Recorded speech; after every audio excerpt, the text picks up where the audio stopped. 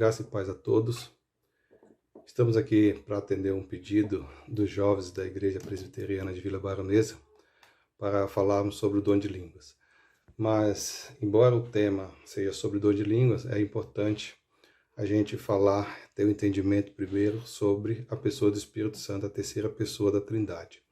E para iniciarmos o assunto, é fundamental primeiro uma explanação sobre quem é o Espírito Santo, qual é o seu papel na criação e a sua participação no desenvolvimento da humanidade.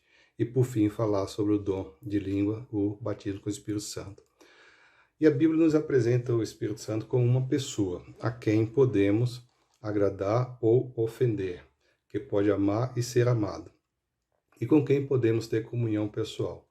E para isso precisamos aqui buscar algumas referências na Palavra de Deus. No capítulo 13 do livro de Atos, no versículo 2, diz o seguinte: E servindo eles ao Senhor e jejuando, disse o Espírito Santo: Separai-me agora Barnabé e Saulo para a obra a que os tenho chamado. Um outro texto também importante aqui para referenciar a pessoa de Espírito Santo como sendo uma pessoa, a gente vai ler agora no livro do Evangelho de João, no capítulo 16, no versículo 13, que diz o seguinte: Quando vier, porém, o Espírito da verdade, ele vos guiará a toda a verdade, porque não falará por si mesmo, mas dirá tudo o que tiver ouvido e vos anunciará as coisas que hão de vir. Observe aqui, irmãos, que quando Cristo ele faz referência aqui ao pronome ele, né? Quando vier o Espírito da verdade, ele vos guiará. Quem vos guiará? O Espírito da verdade. A gente percebe que esse pronome masculino que Jesus aqui dá ênfase a respeito da pessoa do Espírito Santo é exatamente uma identificação de que o Espírito Santo de fato é uma pessoa. Isso aqui reforça dentro do texto aqui, dentro dessa conversa de Jesus. E claro, que a gente consegue até atribuir aqui fazer uma associação aqui à nossa gramática, que é a terceira pessoa do singular dentro da nossa gramática. Então, portanto, o Espírito Santo aqui é uma pessoa. Na Bênção Apostólica também, lá no Novo Testamento, inclui uma referência à comunhão com o Espírito Santo. Quando lemos lá em 2 Coríntios, no capítulo 13, versículo 13, diz exatamente o seguinte, 2 Coríntios capítulo 13. A graça do Senhor Jesus Cristo e o amor de Deus e a comunhão do Espírito Santo sejam com todos vós. Observem aqui que, nesse caso, não se pode ter comunhão com objeto ou com outras coisas qualquer. Comunhão só pode ter com pessoas. E aqui fica mais uma vez evidenciado que o Espírito Santo é uma pessoa. Então aqui concluímos que o Espírito Santo é uma pessoa, né?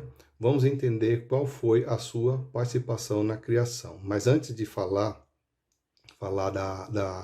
sobre o papel do Espírito Santo na criação, embora não querendo aqui entrar nos detalhes, né, da questão, aprofundar sobre a questão da Trindade, é importante a gente entender também que o Espírito Santo é Deus. A Bíblia nos revela isso quando lemos lá no livro de Atos, no capítulo 5, de 3 a 4, no diálogo de Pedro com Ananias, quando ele fala assim: Então disse Pedro a Ananias, por que encheu Satanás teu coração, para que mentiste ao Espírito Santo? E aí ele continua, e depois no final do versículo 4 ele fala assim: Não mentiste aos homens, mas a Deus. Olha só, ele inicia a conversa falando que Ananias mentiu ao Espírito Santo e depois conclui dizendo que Ananias não mentiu aos homens, mas mentiu a Deus.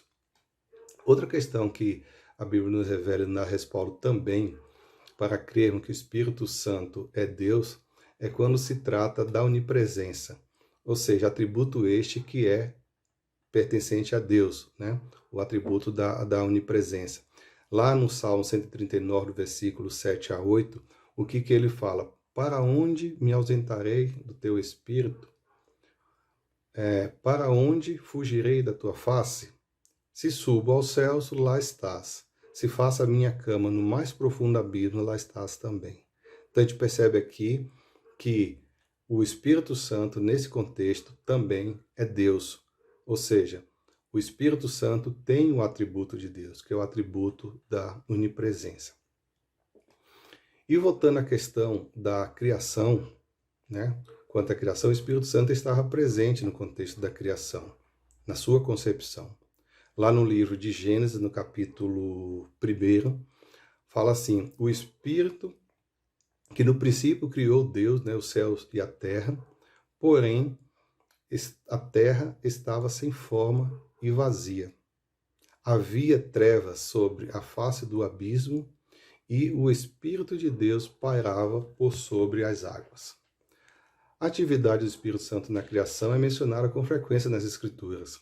Outros textos mais, mas tem mais um que eu gostaria de falar para os irmãos no livro de Salmo, capítulo 104, 30, quando o salmista diz: envias o teu Espírito, eles são criados e assim renovas a face da terra. Mas ainda em relação, voltando na questão do primeiro texto, por que o Espírito Santo pairava sobre a face das águas? O que isso representa para nós? Segundo alguns estudiosos, o assunto pairava, né, sobre a palavra pairar. Essa palavra estava associada, né, no hebraico, associada à palavra chocando. E qual foi o propósito do Espírito Santo pairar, né? É evidente que isso não indica, né, uma mera situação, uma mera presença do Espírito Santo ali sobre as águas. Tinha uma razão de ser. O propósito aparentemente foi que Deus, né, o poder que emanava do Espírito de Deus para a substância terra que já havia sido criada. E essa a atividade tem um relacionamento direto com a obra criativa de Deus. Talvez esse material criado possamos entender que foi um material criado, preparado para a atividade criadora posterior de Deus, né? Com a ação do Espírito Santo ali enquanto pairava por sobre as águas. E isso veio acontecer no desdobramento, né, da criação. E percebe-se ali que tudo que estava desordenado, né, veio a ficar em ordem. Ou seja, percebe também que nesse contexto o Espírito Santo coloca o que estava em desordem em ordem, assim como ele tira todo o caos e toda a confusão. E aqui o Espírito Santo produz também integridade no mundo. A integridade, neste caso, é a estrutura do todo, a integração das partes do cosmos. Existe também um claro paralelo entre a obra do Espírito Santo na criação e a sua obra na redenção. Na qualidade de nosso santificador, ele paira por sobre todos os seus filhos para produzir integridade em suas vidas. Até aqui, irmãos, ficou claro que o Espírito Santo é um ser pessoal e que se relaciona conosco. Ele também é Deus e estava presente na criação com o propósito de ordenar o que estava em desordem. Assim como o Espírito Santo colocou ordem no que estava em desordem do ponto de vista da criação física do universo, ele também coloca a ordem em nossa vida do ponto de vista espiritual. Da mesma forma que ele é o poder gerador da vida biológica, ele também é a origem e o poder gerador da vida espiritual. Nesse contexto, o Espírito Santo passa a desempenhar um papel importantíssimo na regeneração do homem. Tanto no nascimento como no renascimento são resultados da operação do Espírito Santo. Da mesma maneira que nada pode viver biologicamente à parte do Espírito Santo, assim também nenhum ser humano pode viver à parte da obra do Espírito Santo. Em conversa com Nicodemos, Jesus disse acerca do Espírito Santo e falou o seguinte: em verdade, vos digo que se alguém não nascer de novo, não pode ver o reino de Deus. E o que significa aqui nascer de novo? É experimentar uma nova Gênesis. Nascer de novo aqui é o começo, o novo início de vida. Quando algo se inicia, geralmente dizemos que naquela coisa foi gerada, aquela coisa foi gerada. E se foi iniciada de novo, ela foi regenerada. A regeneração operada pelo Espírito Santo é uma mudança. É uma mudança radical que cria uma nova espécie de ser. Ser regenerado não significa aqui que fomos transformados de um ser humano para um ser divino, mas significa que fomos modificados de seres humanos que estão espiritualmente mortos para seres humanos que estão espiritualmente vivos. A condição ser empregada por Jesus na conversa com Nicodemos, a gente percebe que é um pressuposto de que sem essa condição não tem como a pessoa ver o reino de Deus. Logo, torna-se uma condição necessária para atingir esse objetivo. Dessa forma, então, nascer de novo está relacionado com a regeneração. Sem a regeneração, o indivíduo não pode entrar nem ver o reino de Deus. Na sequência dessa conversa com Jesus, de Jesus com Nicodemos, ele reforça que se a pessoa não nascer da água e do Espírito, não poderá ver entrar no reino de Deus. Percebemos que o Espírito Santo continua atuando aqui no relacionamento com o homem, desta feita na sua regeneração para que este possa entrar no reino de Deus. Mas não para por aí, irmãos. O apóstolo Paulo, por exemplo, em suas epístolas aos Efésios, fala sobre a obra regeneradora do Espírito Santo. E ele diz o seguinte: ele vos deu vida, estando vós mortos em vossos delitos e pecados. Ele quem? O Espírito Santo. Andando segundo o curso deste mundo, segundo o príncipe da potestade do Espírito, que agora atua nos filhos da desobediência. A referência aqui que o apóstolo Paulo faz sobre curso deste mundo é um padrão oposto ao curso do céu. Paulo estabelece um princípio de vida. Ou andamos de acordo com o Espírito Santo, ou andamos de acordo com o Espírito maligno. Dessa forma, o crente, a pessoa nascida de novo, regenerada, passa a ter comunhão com o Espírito Santo, pois esse novo nascimento não seria possível sem a influência do Espírito Santo na vida da pessoa regenerada. Isso implica em quê? Implica em mudança de vida, pois necessariamente a pessoa não consegue mais viver segundo o curso deste mundo, mas sim segundo o curso do céu. Isso significa que a pessoa não vai pecar nunca mais? Não, de forma nenhuma. Enquanto viver neste mundo caído por conta do pecado original, essa pessoa poderá cair no pecado. E se isso acontecer de forma que se isso acontecer, a comunhão com o Espírito Santo o acusará, essa pessoa que cometeu esse pecado, de forma que uma luta interior começa, então, a fazer parte da vida daquela pessoa errante. Ou seja, ele vai lutar contra aquilo que desagradou o Espírito Santo e ele vai fazer de tudo para não pecar mais. Claro, com a própria influência, com o próprio poder do Espírito Santo operando na vida dele. Importante lembrar que todo esse processo de regeneração é obra soberana de Deus. E a iniciativa cabe a ele, não a nós. Paulo, em sua carta aos Efésios, falou: mas Deus, sendo rico em misericórdia, pelo seu muito amor com que nos amou. Está lá em Efésios 2,4. Vejam bem aqui que o apóstolo Paulo dá ênfase sobre as riquezas da misericórdia de Deus para conosco. Com todo esse entendimento da pessoa do Espírito Santo, sobre quem ele é, a sua participação na criação, a sua condução na regeneração do homem, o seu amor dispensado a nós e a comunhão que nos permite ter com ele, ainda assim, algumas pessoas acreditam ser necessário outros sinais externos que evidenciam de alguma forma o batismo com o Espírito Santo. E dessa forma, para muito, o batismo com o Espírito Santo só fica evidenciado quando se fala em línguas. Visivelmente para que as pessoas demonstrem que foram batizado com o Espírito Santo. Para algumas denominações, o batismo com o Espírito Santo estava vinculado a um conceito de santificação, como uma segunda obra da graça que era instantânea e produzia perfeição moral e completa. Assim, numa visão perfeccionista, alguns argumentavam que a segunda obra da graça divina atingia uma total, pura e completa santificação, mediante a qual o indivíduo se tornava inteiramente livre do pecado. E que se viesse a pecar, esse pecado seria apenas involuntário, sem intenção, apenas como um acidente na vida do crente. E é claro que para consolidação desse entendimento, os defensores do dom de línguas recorreram ao quê? Ao advento que houve lá em Pentecoste, né? Quando registrado lá em Atos 2, do versículo 1 ao 4, que eles recorrem exatamente a esse texto para justificar a sua visão do batismo do Espírito Santo.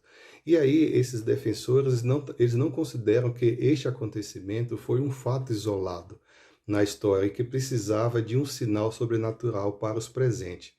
E o que estava escrito? Outra questão sobre o que estava escrito lá, outra questão também que tem que ser lembrado é a profecia de Joel que estava se cumprindo. Um acontecimento importantíssimo ali na história daquele povo. Quando Joel fala que ele diz o seguinte: acontecerá nos últimos dias, diz o Senhor, que derramarei do meu espírito sobre toda a carne. Isso está lá registrado no livro de Atos, capítulo 2, né, versículo 14 a 17. Engraçado aqui que o próprio Pedro, ao perceber isso, o próprio Pedro chama a atenção do povo, porque viu que o povo ficou meio perplexo com o que estava acontecendo. E aí o Pedro relembra a profecia de Joel àqueles que estavam ali vendo, acompanhando aquele evento, né? Aquele falar em línguas pelas pessoas. Aí Pedro relembra que foi aquilo ali para que se cumprisse a profecia que é dita por Joel. Muitos outros acontecimentos semelhantes envolvendo o derramamento do Espírito Santo ocorreram ao longo da história, como, por exemplo, o que ocorreu na casa do centurião, lá em Atos também, capítulo 10, 44. Já no encontro do apóstolo Paulo com Jesus a caminho de Damasco, a gente percebe ali que houve o derramamento do Espírito Santo também. Porém, nessa passagem não se menciona o falar em línguas, mas mesmo assim Paulo saiu cheio do Espírito Santo depois da imposição de mãos pelo Ananias. Essa interpretação de se querer falar em línguas para evidenciar o batismo com o Espírito Santo se estendeu por muito tempo. Inclusive, na igreja de Corinto ocorreu um estranho fenômeno pentecostal que não tinha nada a ver com o que aconteceu em Jerusalém no dia de Pentecoste. Algumas pessoas falaram em línguas com o objetivo de edificar a si mesma. Está lá registrado em 1 Coríntios 14, 14, versículo 4. E este tipo de manifestação nada tinha a ver com os dons espirituais dados por Deus, que tinham como objetivo a edificação da igreja. Os dons dados por Deus tinham esse objetivo, mas o que essas pessoas aqui estavam falando aqui em 1 Coríntios 14, 4, o objetivo era o quê? A edificação de si mesmo. Nada a ver com o que aconteceu lá em Pentecoste. Os dons espirituais, inclusive o de língua, são dons dados por Deus espontaneamente a cada um, como ele quer e para o que for útil, segundo a sua soberana vontade e seu propósito, e não segundo o desejo do coração dos homens. Se a gente for ver esses dons lá em 1 Coríntios 12, a gente vai entender que tudo tinha um porquê, tudo tinha um objetivo. E também podemos confirmar lá em 1 Coríntios capítulo 12, 7 a 11 e 18 e 28 até 31. Nós vamos encontrar passagens falando sobre, o apóstolo Paulo falando sobre o dom de língua, sobre os dons de outros dons que eram derramados pelo Espírito Santo. E a gente percebe aqui que são vários, né? Vários dons. Logo entendemos que com toda essa ação regeneradora do Espírito Santo na vida do crente, desde a criação, com os relatos do apóstolo Paulo, não faz sentido uma pessoa regenerada, né, ter essa comunhão com o Espírito Santo ter todos esses dons dados por Deus e não ser batizado pelo Espírito, de forma a tornar esses irmãos menores no reino de Deus do que aqueles que falam o dom de língua. Apenas para lembrar aqui, a história da igreja parece indicar que a vida dos maiores santos, por exemplo, Anastácio, Agostinho, Anselmo Tomás de Aquino, Martinho Lutero, João Calvino, Charles Spurgeon, entre outros, né? Não exibiram qualquer falar em línguas como indicação de ter sido batizado com o Espírito Santo. No entanto, percebemos na vida destes homens de Deus, né, que eles foram de fato uma bênção, que eles foram usados de fato por Deus, deixando um legado exemplar das Escrituras Sagradas em relação à interpretação das Escrituras Sagradas para todos nós. E a gente percebe que esses homens de fato foram usados por Deus. Então aqui, irmãos, a gente conclui falando o seguinte, que devemos sim buscar os dons espirituais, assim como o apóstolo Paulo fala em sua carta aos Coríntios. Devemos buscar os dons espirituais. Porém, com a atenção que o próprio apóstolo Paulo fala, buscar os dons espirituais, mas sabendo que o maior deles é o amor. Que Deus assim, então, nos abençoe. Amém.